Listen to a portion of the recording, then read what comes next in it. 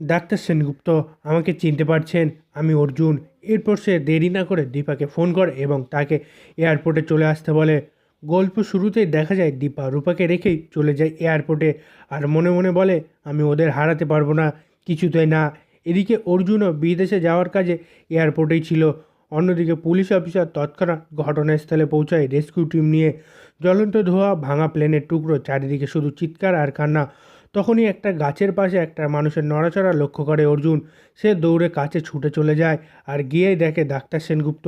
সে doctor Sengupta বলে চেঁচিয়ে ওঠে। কাছে গিয়ে দেখে সে ঠিকই ধরেছে। সূর্য ধুলোমাখা মুখে আঘাত পেলেও সে বেঁচে আছে। অর্জুন ঝাঁপিয়ে পড়ে এবং সূর্যকে ধরে ফেলে এবং বলে তুমি ঠিক আছো, তুমি বেঁচে আছো, ঈশ্বরকে ধন্যবাদ জানাও। সঙ্গে সঙ্গে অর্জুন ফোনটা বের করে আর দীপাকে কল দেয়। ফোনের ওপাশে দীপা কাঁদছে, গলা কাঁপছে তার। অর্জুন বলে দীপা একটা কথা শোনো, সূর্য বেঁচে আছে, ওকে আমি খুঁজে পেয়েছি।